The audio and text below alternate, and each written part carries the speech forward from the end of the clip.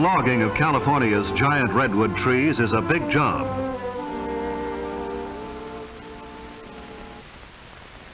Even before the trees are felled, a railroad has to be built to take the trees to the mills to be cut into lumber. Surveyors lay out the lines that are followed by the railroad. The ties and the rails are laid even before the trees are felled. The X means that this tree will itself be used in moving other trees as soon as they are brought down and cut into logs.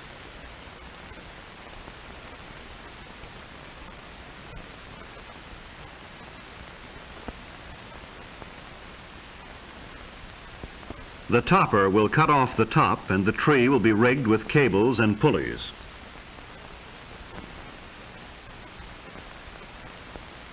For most people, a job like this would seem too dangerous, but then logging is a hard and dangerous work, and these men take pride in their strength and courage. They are the men who fell the trees and get the logs out of the woods so that we may have lumber, for houses, for furniture, for the 1,000 uses of wood.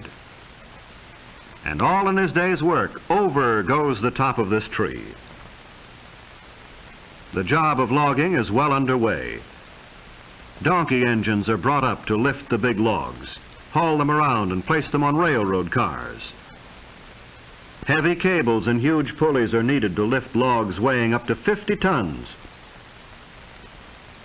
The actual felling of a tree begins with the making of a scaffold for the axemen to stand on as they work. Then they begin their cutting their way into trees that may be as old as our civilization. For the redwood trees of California are probably the oldest of living things. The redwoods that grow along the coast live to be 2,000 years old. They are young at 350 years, they are mature at 1,000 years, and they reach old age at 1,500 years.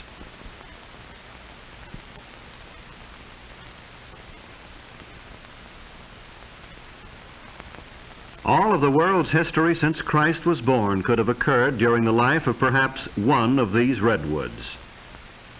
But just as the tree itself is able to live through centuries, to live even through forest fires, so when the axes, the wedges, and the saws bring it down, the lumber will last for many, many years. That is why it is very valuable as lumber. Insects and fungi do not hurt it, and it actually resists fire. So the saws keep working and the axemen bring the tree down, figuring the fall carefully so as not to hit other trees and splinter the wood. When the cutting is finished, the men get away fast from the base of the tree as it falls, for sometimes trees twist or fall in a way not expected. But usually they fall just as the axemen figured, and sometimes the axemen figure very closely, closer than one would imagine. So down they come, some of the world's oldest, biggest, and tallest trees, trees that grow over 350 feet high, trees that may be over 20 feet thick at the base, trees that are so big that more than 20 houses can be made from just one tree. But don't think these giants are being completely destroyed. Many of the oldest and the biggest of the redwoods are being saved. Parks with thousands of acres of redwoods are set aside for our enjoyment.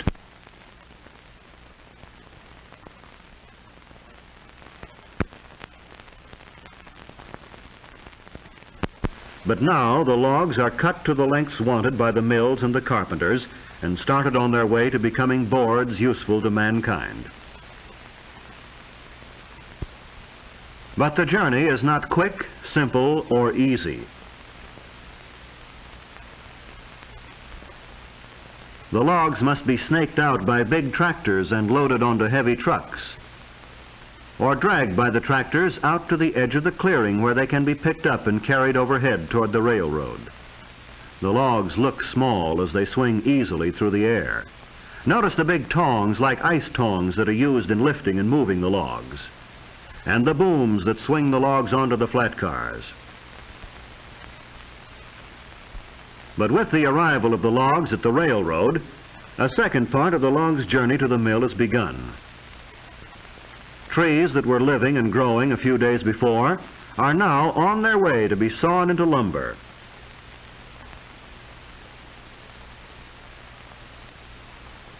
These coast redwoods are used for lumber, but there is another species of redwood which is not. It is the redwood of the Sierra Nevada mountains. The scientific name for both is Sequoia, the name of a famous Cherokee Indian. The Sierra redwood is even bigger than the coast redwood. It grows to be as much as 40 feet thick at the base, and it lives longer. It may live to be 4,000 years old. Redwoods are today native only to California and a small section of Oregon. But thousands of years ago, they were to be found throughout Europe and Asia. They grew in countries that are now cold, but were at one time warm. Places like Alaska, Iceland, and Greenland. Their history goes back millions of years to the time of the dinosaurs. But here at the sawmill, the redwoods are just big logs that have to be unloaded into the mill pond. And the straight arm that is used in football is found here to be simple and efficient.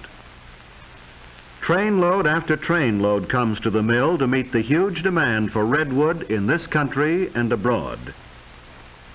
The demand for a wood that will not rot, that termites will not eat, that fire cannot easily burn.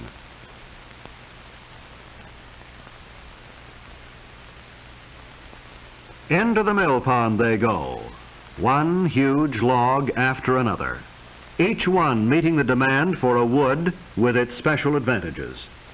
Here are the timbers that won't rot in wet mines, or the railroad ties that won't catch fire when burning cinders fall on them. And here is a mill where the logs are brought from the forest and stored in a mill pond where they can be easily moved. As fast as the mill can cut them, they are floated over to the conveyor belts and brought up into the mill.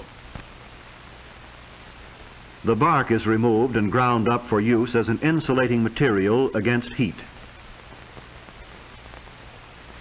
Then the big saws begin cutting off enormous boards. The whole log is moved past the bandsaw as each board is cut. The log moves back and then comes forward for the cutting of the next board.